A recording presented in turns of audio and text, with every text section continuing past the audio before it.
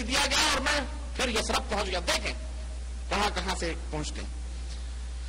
وہاں میں پہنچ گیا اور وہاں میں نے کھجوروں کے وہ باغات دیکھے جو اموریا کے پادری نے مجھے بتائے تھے. اموریا کے پادری جو بتائے تھے, اور میں نے دل میں سوچا اور خوش ہوا کہ یہی تمہاری آخری منزل ہے.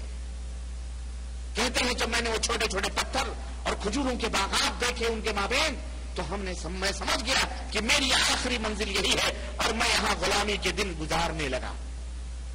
کہتے دن بھر میں ان کا کام کرتا اور زندہ رہنے کے لیے وہ مجھے معمولی سا 2 وقت کھانا مل جاتا تھا, وہ دے دیتے تھے, اور یوں ہی میری زندگی کے دن گزرتے تھے.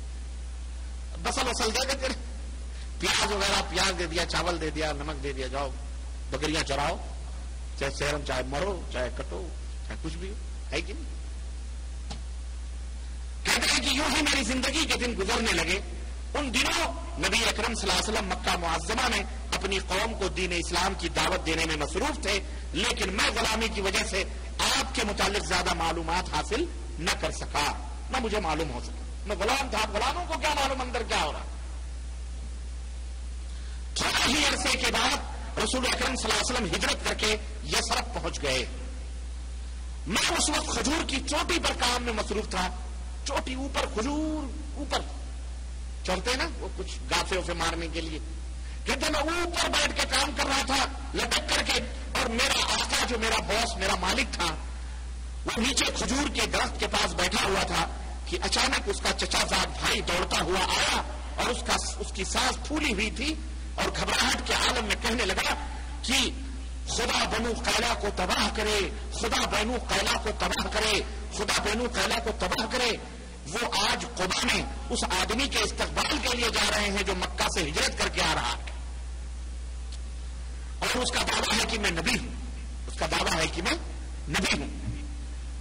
میں نے جب کھجور کی, کہتے ہیں حضرت سلمان فارسی کہ میں نے جب کھجور کی چوٹی پہ اس کی بات سنی تو میرے بدن میں کپ کپی طاری ہو گئی اور مجھے خطرہ لاحق ہوا کہ کہیں میں نیچے نہ گر جاؤں, کہیں میں نیچے نہ گر جاؤں. چنانچہ میں جلدی سے نیچے اترا اور بے خودی اور خوشی کے عالم میں اپنے مالک سے پوچھنے لگا کہ اللہ کے لیے مجھے آپ وہ خبر دوبارہ بتلائیں جو خبر آپ نے ابھی ہمارے مالک سے کہی ہے.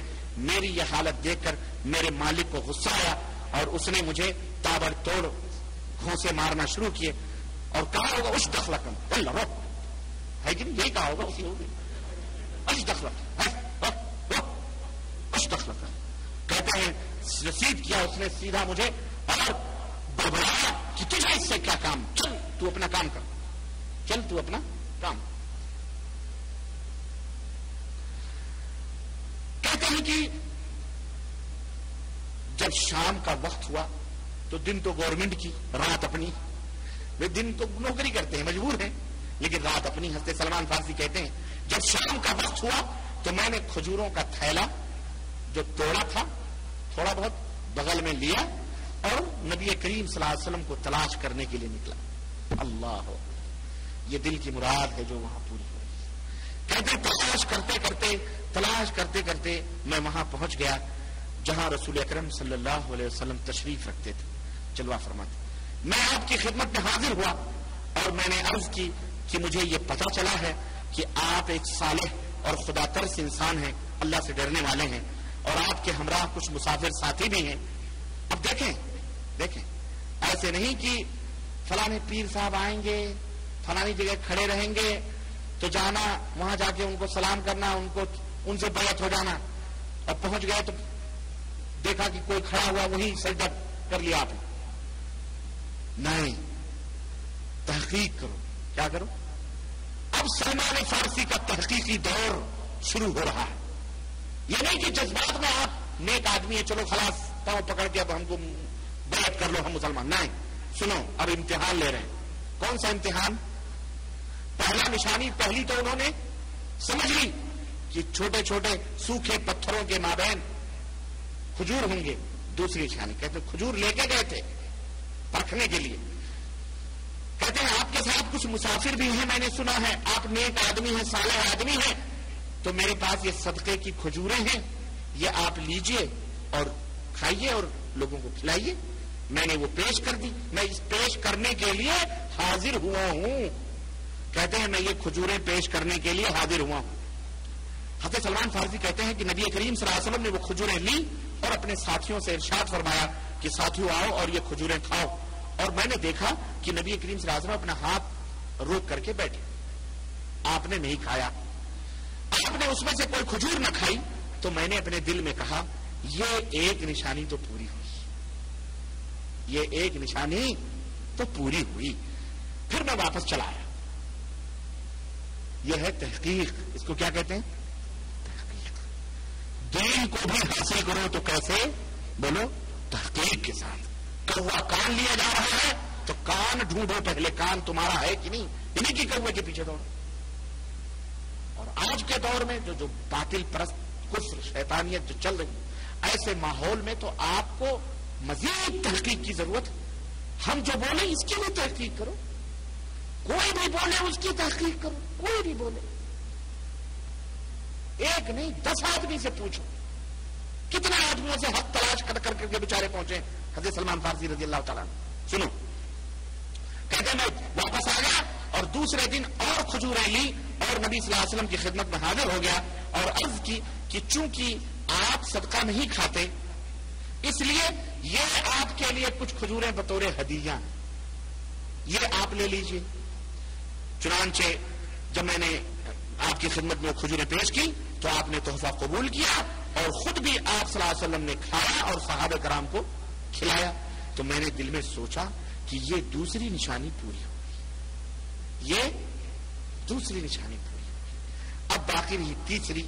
کہتے ہیں پھر میں لوٹ آیا اور پھر میں تیسری مرتبہ نبی کریم صلی اللہ علیہ وسلم کی خدمت میں حاضر ہوا.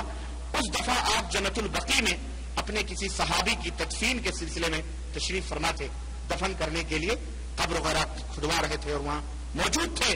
اس وقت میں نے دیکھا کہ آپ نے ایک چادر پہنی ہوئی ہے اور ایک چادر آپ نے اپنے کندھے کے اوپر ڈالی ہوئی ہے. 2 چادریں آپ نے زیبتن کی ہوئی ہیں. میں نے سلام کیا اور پھر میں آپ کی مہر نبوت دیکھنے کی کوشش میں لگا ہوا تھا جو اموریہ کے پادری نے مجھے بتلائی تھی کہ وہ نبی جو ہوگا اس کے دونوں کندھوں کے درمیان نبوت کی نشانی ہوگی، مہر ہوگی نبوت کی. تو میں آپ کے ارد گرد گھومنے لگا.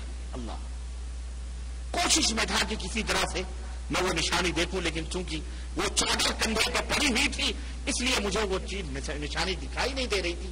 چنانچہ جب میں کافی چکر لگائے تو نبی صلی اللہ علیہ وسلم شاید بھاگ گئے کہ میں کیا چاہتا ہوں. چنانچہ نبی کریم صلی اللہ علیہ وسلم نے اپنی چادر مبارک کندھوں سے دھیرے سے نیچے سرکا. اللہ کہتے ہیں نیچے سرکا دی اور میں نے مہر نبوت دیکھی تو میں پہچان گیا اور میں اس کے چومنے کے لیے دوڑ پڑا. میں اس کو چومنے کے لیے جھکا دوڑ پڑا اور زاروں قطار میں نبی صلی اللہ علیہ وسلم کو پکڑ کے رونے لگا. تینوں نشانی میں تینوں نشانی نبی کریم صلی اللہ علیہ وسلم کی پا گئے. ہو صدقہ نہیں کھاتے، ہدیات کھاتے ہیں. نمبر 2. نمبر 3 نبوت کی نشانی. کہتے ہیں زاروں قطار میں رونے لگا. نبی کریم صلی اللہ علیہ وسلم کو پکڑ کے چمٹ گیا. نبی کریم صلی اللہ علیہ وسلم نے جب میری یہ حالت دیکھی تو شفقت اور پیار سے میری پیٹھ کو تھپ تھپایا اور اپنے پاس بٹھا کر فرمایا کیا بات ہے، کیوں روتے ہو، کیوں روتے ہو، کیا بات ہے. تو میں نے اپنی پوری درد بھری داستان نبی کریم صلی اللہ علیہ وسلم کو میں نے شروع سے لے کر آخر تک سنا اور آپ نے اسے بڑی دلچسپی سے سنا اور مجھے فرمایا کہ میرے ساتھیوں کو بھی یہ داستان سناؤ. میرے ساتھیوں کو بھی آج اسی سنت جو سلمان نے نبی کے ساتھیوں کو سنائی تھی، آج اسی ایک خادم نے نبی کے امت کو یہ واقعہ میں بتلا رہا. کیوں؟ اس واقعے میں بڑی عبرتیں اور بڑی نصیحتیں. اسی سنت کو زندہ کرتے ہوئے اس واقعے کو آپ کی خدمت میں رکھ رہا ہوں جو سلمان رضی اللہ تعالیٰ عنہ نے اپنے نبی کے صحابہ کو سنائی تھی.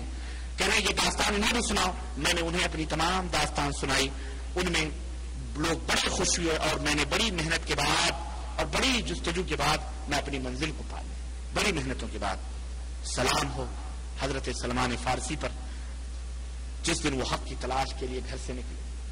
سلام ہو حضرت سلمان فارسی پر جس دن انہوں نے حق کو پہچانا اور پختہ یقین کے ساتھ ایمان لے آئے، اور سلام ہو حضرت سلمان پر جس دن آپ فوت ہوئے اور جس دن انہیں انشاءاللہ اللہ زندہ بنا کر کے اٹھائے گا۔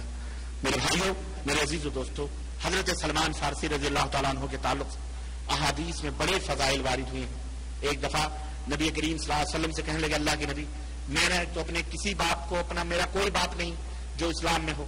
تو اللہ کے نبی صلی اللہ علیہ وسلم نے اپنی چادر مبارک پھیلائی اور حسن کو حسین کو سب کو جمع کیا اور سلمان سے کہا تم بھی منڈی ڈالو اسی چادر کے نیچے، اور فرمایا کہ یہ سب میرے اہل و عیال ہیں۔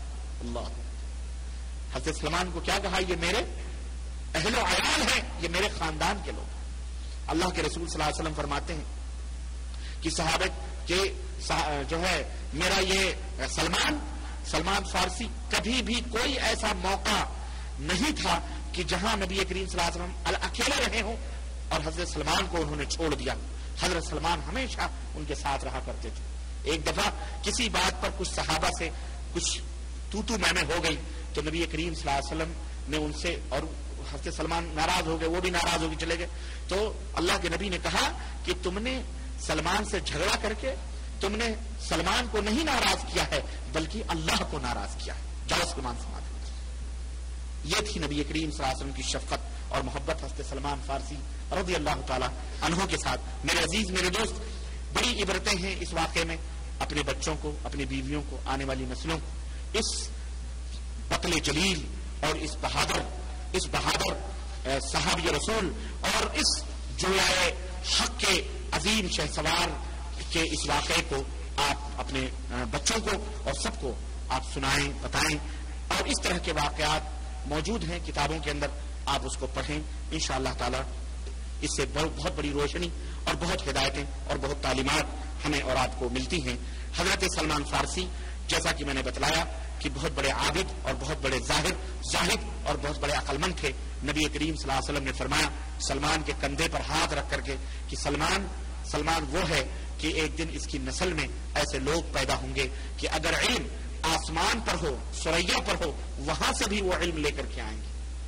حضرت سلمان فارسی بہت بڑے عقلمند، بہت بڑے عالم تھے اور مدینے کے اہل علم میں ان کا شمار ہوتا تھا۔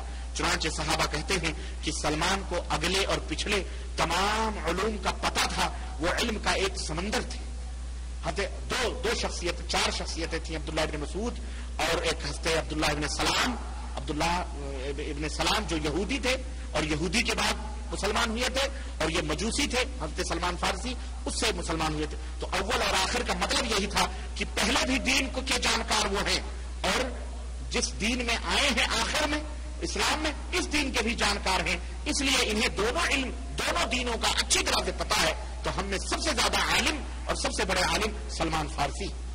تو اس طرح سے میرے عزیزوں، میرے بھائیوں، حضرت سلمان فارسی رضی اللہ تعالی عنہ سن 34 ہجری کے اندر دور عثمانی میں حضرت عثمان غنی رضی اللہ تعالی عنہ کے زمانے میں آپ کی وفات ہوئی سن 34 یا سن 35، لیکن سن 34 ہجری میں تقریباً 350 برس یا 250 برس کی عمر پا کر کے وہ اللہ کو پیارے ہوئے۔ اللہ تعالیٰ ان کی قبر کو نور سے منور فرمائے، اور اللہ تبارک و تعالیٰ ایسے ہی مقدس اور محترم معزز صحابہ کرام کے نقش قدم پر ہمیں اور آپ کو چلنے کی توفیق عطا فرمائے، اور ہم سب کو کتاب و سنت پہ چلنے کی توفیق عطا فرمائے۔ آمین یا رب العالمین۔ وصلی اللہ علی نبینا محمد وعلی آلہ وصحبہ اجمعین۔ والسلام علیکم ورحمۃ اللہ وبرکاتہ۔